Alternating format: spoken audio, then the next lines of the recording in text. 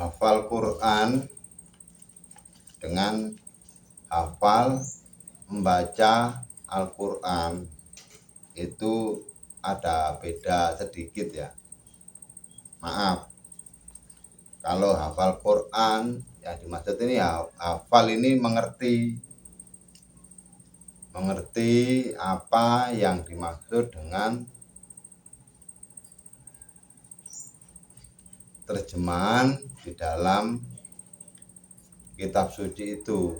Jadi kita ini paham, mengerti tentang apa larangan dan perintah di dalam kitab suci itu. Dan kita ini bisa menerangkan secara benar. Itu namanya hafal Quran. Nah, kalau hafal membaca Al-Quran ini beda lagi.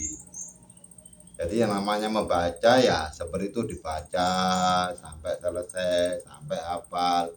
Itu namanya itu hafal membaca Al-Quran. Tapi yang namanya ini hafal membaca Quran itu mengerti apa yang dimaksud, yang terkandung di dalam perintah dan larangan di dalam kitab suci itu, baik yang tersembunyi ataupun yang tidak tersembunyi.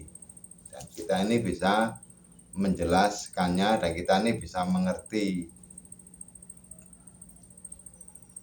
Dan itu penting bagi kita ini untuk belajar lebih jauh agar kita ini bisa mengerti atau hafal Quran ya, karena memang untuk hafal Quran ya memang harus membaca dulu. Kalau kita nggak membaca ya mana bisa, ya harus membaca dulu, dibaca dulu Al-Qurannya, wahyunya, kalimatnya itu kita baca dulu, kemudian kita ini mengerti tentang apa yang dimaksud di dalam terjemahan dari kitab suci itu, dan kita ini mengerti maknanya, pesannya ini apa, maksudnya ini apa. Kadang dalam memahami satu ayat, dua ayat ini membutuhkan waktu yang lama, karena itu perlu menghayati, perlu direnungkan, perlu dipikirkan dalam setiap satu ayat, apalagi dalam satu surat. Itu memang membutuhkan perenungan yang pengertian yang lama.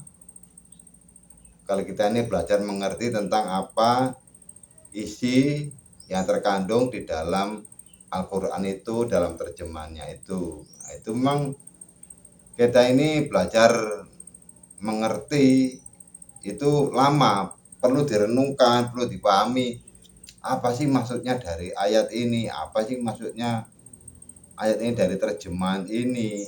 Nah, makanya perlu dibedakan antara hafal Quran dengan hafal membaca Al-Quran. Nah, ini perlu dibedakan. Memang untuk belajar hafal Al-Quran ini ya memang harus, pertama prosesnya ya memang harus dibaca dulu kalimatnya, tulisannya, agar kita ini mengerti.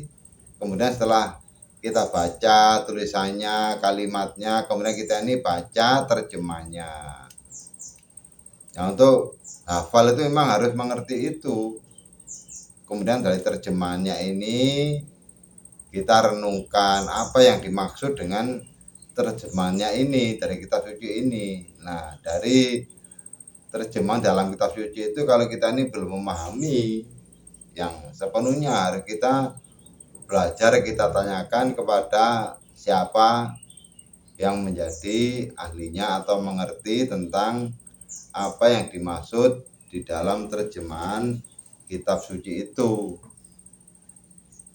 Karena memang untuk menuju ke arah itu memang ya tidak mudah, perlu perenungan, perlu pemahaman, tidak hanya membaca kalimatnya saja, tapi mengerti tentang apa yang terkandung di dalam ayat kitab suci itu, karena dalam Al-Quran itu adalah banyak kiasan, perumpamaan atau rahasia di dalam kitab suci Al-Quran itu.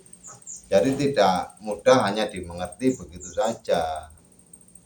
Karena di situ adalah banyak kiasan, banyak perumpamaan. Ada yang mengatakan di Al-Quran itu rahasia, ada rahasia di balik rahasia. Nah, itu emang gimana ya?